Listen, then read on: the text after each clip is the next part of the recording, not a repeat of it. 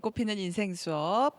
자, 질문 있습니다. 시작을 해볼 텐데 지난번에 우리 박현아 교수님 나오셨을 때 네. 저희 어머니가 이 근감소증에 대해서 굉장히 열심히 수업을 들으셨더라고요. 맞습니다. 사실 어르신들이 공감할 수 있는 내용이었거든요. 네, 지난번에 우리 박현아 교수님께서 근감소증에 대한 강의를 해주셨는데 티봇 댓글창이 폭발을 했어요.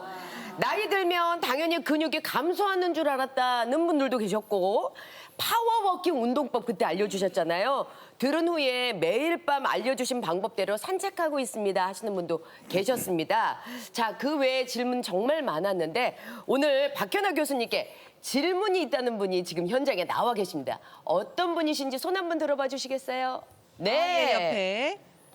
예, 반갑습니다. 어서 오세요. 반갑습니다. 네, 안녕하세요. 네. 김채연이라고 합니다. 네, 저는 70대 할머니와 함께 살고 있는데요. 네, 얼굴이 안 보여요. 조금만 아, 내려주세요. 네. 저희 70대 할머니와 함께 살고 있는데요. 그 할머니께서 TV에 나오는 다이어트 방법을 자주 따라하세요. 근데 이제 살이 처음엔 조금 빠지는 것 같다가 요요가 와가지고 다시 살이 찌시고 신경도 좀 더 예민해지신 것 같아요. 혹시 할머니처럼 연세 있으신 분들이 어떻게 살을 빼야 할까요? 어르신들을 위한 살 빼는 맞아요. 법 좀 다르지 않을까 싶기도 한데요. 네, 결론적으로 말씀드린다면 어떤 질병이 있어서 병원에서 꼭 빼세요라고 얘기를 들은 경우가 아니라면 사실은 빼지 않으셔도 됩니다. 웬만하면 네, 요즘에는요, 사실 남녀노소가 다이어트 광풍입니다. 이것만 먹으면 10kg 빠진다. 이걸 안 먹었더니 10kg 빠진다. 이런 뭐 광고도 많고 정보도 많아서 이거를 따라하시는 분이 굉장히 많으신데요. 네. 할머님처럼 나이가 많으신 분들한테 해당되는 내용은 아닙니다. 그래요? 아니 근데 비만은 만병의 근원이다. 그래서 비만도 이렇게 병으로 이제 질병으로 돼 있잖아요. 네. 내가 정상 체중보다 좀 더 나간다면 빼야 되는 거 아니에요? 이제 물론 젊은 분들한테는 비만하면 고혈압도 생기고 당뇨도 생기고 콜레스테롤도 높아져서 결국은 심장병도 생기고 뇌졸중도 생기고 그리고 비만하면 암도 많이 생겨요. 그래서 네. 여러 가지 질환이 정말 세트로 옵니다. 그래서 젊은 분들은 정상 체중을 유지하시는 것이 건강에 정말로 좋습니다. 하지만 노년기는 약간 다릅니다. 달라요. 노인분들은요, 살이 쪄도 고혈압, 당뇨병, 콜레스테롤이 그렇게 많이 생기지 않아요. 어. 노인분들은 살이 쪄도 우리가 무서워하는 뇌졸중이나 심장병 젊은 사람만큼 많이 생기지 않아요. 아. 특히 할머님 같이 연세가 좀 있으신 분들은 오히려 저체중인 분이 사망률이 더 높아집니다. 왼쪽 그래프를 한번 보시면요. 위로 올라가면은 높은 겁니다. 왼쪽은 젊은 분들이고요. 오른쪽은 70대 분들입니다. 이런 경우 보시면 저체중인 분들이 70대에선 더 사망률이 한 1.86배 정도 높은 거를 볼 수가 있습니다. 오히려 비만 1단계가 사망률이 제일 낮아요. 네, 그렇습니다. 자, 그러면 비만인지 아닌지는 어떻게 아나요? 바로 체질량 지수를 계산해서 아는데요. 그러려면 할머님의 키와 몸무게를 알아야 합니다. 대충 알고 계시나요? 아, 네, 저희 할머니는 키 155에 한 68kg 정도 되시는 것 같아요. 네, 할머니 죄송합니다. 본의 아니게 몸무게를 죄송합니다. 공개했네요. 네. 네, 효소님의 틀림이 없습니다. 보통 부모님의 키와 몸무게도 잘 모르시는데 그렇죠. 할머님의 키와 몸무게를 알고 오신다는 건 보통 일이 아닙니다. 자, 간단하게 계산할 수 있는데요. 핸드폰을 사용을 하셔서 자기 몸무게에다가 키를 미터로 나눠 주시면 됩니다. 2번 나눠 주시면 알 수가 있는데 계산이 복잡하니까요. 요즘 인터넷 치시면 체질량 지수 계산기 나옵니다. 간단하게 넣어서 계산할 수 있는데요. 제가 언뜻 계산을 해보면 할머님의 체질량 지수는 대략 한 28 정도로 우리가 얘기하는 비만 기준이 25거든요. 네. 그 높기 때문에 비만은 비만이지만 심한 비만이 아닌 1단계 비만에 해당됩니다. 네. 그런데 말씀드린 대로 젊은 사람과 같이 이 정도의 약간의 비만은 건강에 큰 해를 주지 않습니다. 그 연세까지 성인병이 안 걸렸으면 굳이 조심하지 네, 않아도 그렇습니다. 걸리지 않는다. 말씀하신 것처럼 그래프를 보시면은 과체중, 약간 통통한 분, 그리고 할머님처럼 약간 1단계 비만이 1 이하, 그러니까 오히려 사망률이 더 정상 체중보다 낮다라는 것을 보여주고 있습니다. 오. 그래서 노년층에서 무리한 다이어트는 오히려 건강에 해로울 수 있습니다. 네. 특히 요요가 있으면 더 그런데요. 자, 그건 왜 그러냐면요. 젊은 분들은 근육이 많이 만들어지는 시기예요. 그래서 네네. 이때는 정말 내가 노력을 잘하면 살을 뺄 때 근육은 다 유지를 하면서 체지방만 쏙쏙 뺄 수 있어요. 예. 근데 나이가 드시면 근육이 줄어드는 시기잖아요.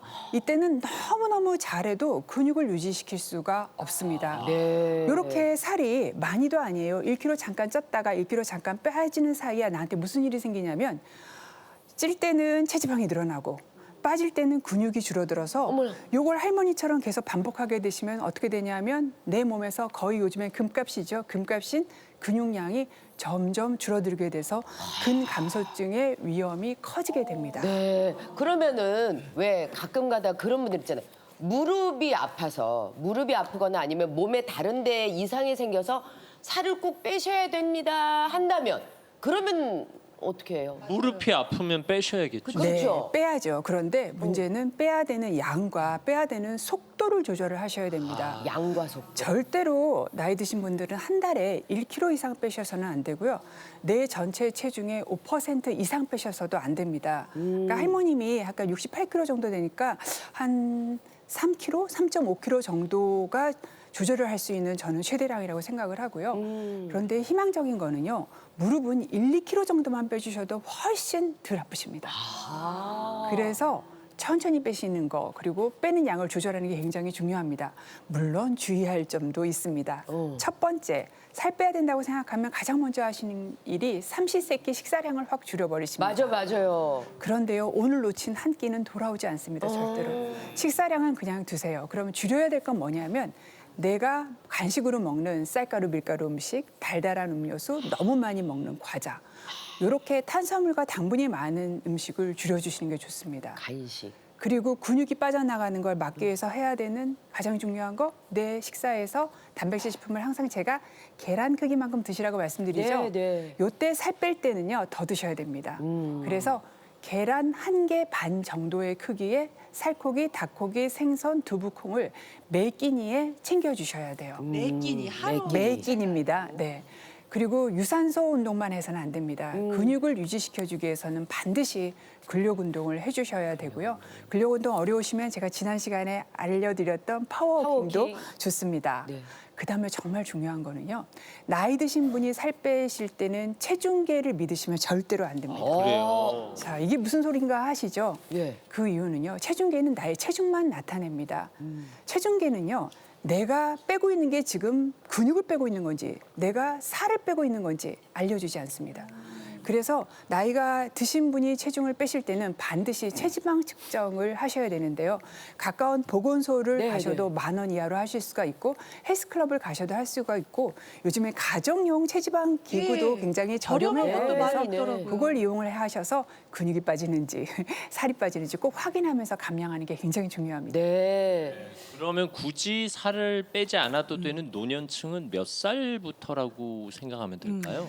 보통은 이제 노년층의 기준은 보통 65세 정도라서 네. 저는 사실 60만 넘어도 환자분이 오시면 아유 그냥 유지만 하세요라고 말씀을 드립니다. 그 이유는 사실 한 75세 정도까지는 살이 계속 찌시거든요. 그래요. 유지만 하셔도 사실은 살을 빼신 거랑 마찬가지시거든요. 그래요. 네, 그리고 사실 75세 이 정도가 넘어가면은 저한테 살이 너무 빠져서 고민이라고 보시는 분이 훨씬 많아지는 네. 연령입니다. 아주 그러면 오늘 좋은 할머니께서는 살을 안 빼셔도 된다니 얼마나 기쁘시겠어요. 그러니까요. 네. 오늘 어떻게 질문에 답이 잘 됐나요? 네, 정말 도움이 많이 됐고 할머니한테 가서 살 이제 안 빼도 된다고 다이어트 그만하라고 해드려야겠어요. 근데 단백질은 잘 챙기셔야 돼요. 네, 단백질 확인했습니다. 남들 한다고 굳이 다 따라하고 하지 마세요. 네. 간혹 시청자 여러분 가운데 제 건강을 염려하시는 분들 계신데 제가 과체중입니다. 이렇게 보여도 제 정상 체중은 74kg인데 제가 82kg 정도. 진짜요? 몸무게 지금 공개하신 네. 거예요? 지금 사망률 최저단계. 아, 그래요? 염려하지 건강하다. 않으셔도 됩니다. 70대. 네.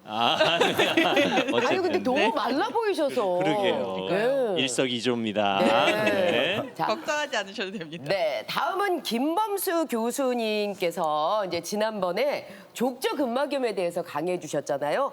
야, 이때도 티봇 댓글창이 난리가 났었어요. 폭발을 했는데 스트레칭이 이렇게 중요한지 몰랐어요 주셨고 또 걷는 게 무조건 정답이 아니었군요. 오늘부터 발 근육 강화 운동 시작하겠습니다. 이렇게 또 보내주셨어요. 자, 그리고 김범수 교수님께 직접 질문이 있다는 분 나오셨거든요. 어디 계신가요? 네. 네. 네.